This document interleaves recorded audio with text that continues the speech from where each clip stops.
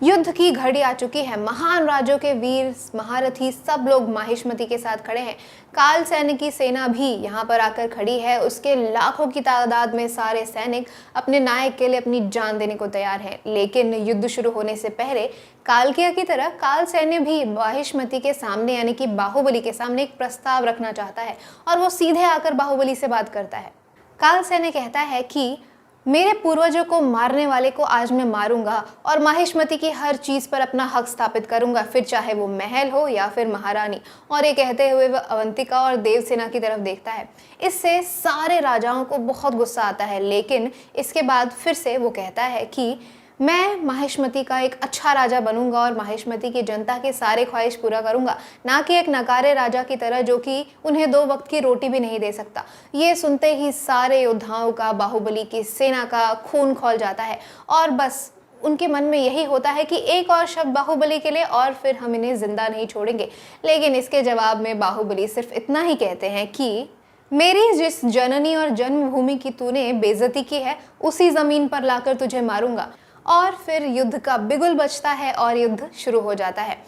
सुबह से लेकर शाम तक कड़ी टक्कर दी जाती है। बाहुबली की 5 लाख की सेना काल सैन्य के 10 लाख की सेना के सामने कड़ी टक्कर में खड़ी होती है और जोश से, सारे गुस्से से भरे हुए सैनिक काल सैन्य के सारे वीरों पर अटैक करते हैं। और युद्ध शांत होने का जब शाम में बिगुल बजता है, तब तक पूरी रणभूमि लाल हो चुकी होती है।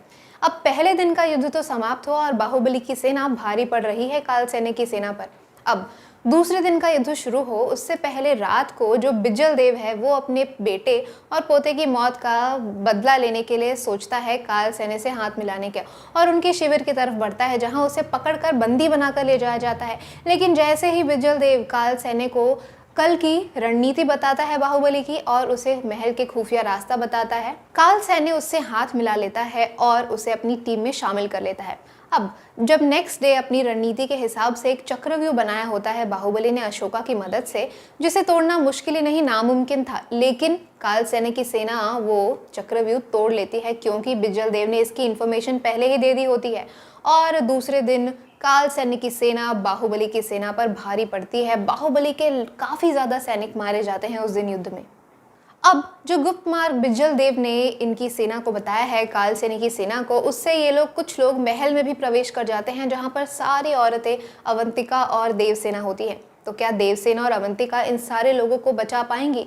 देखने के लिए बने रहिए हमारे साथ। मैं जल्द ही इसके आगे की कहानी आपको नेक्स्ट वीडियो में बताऊंगी।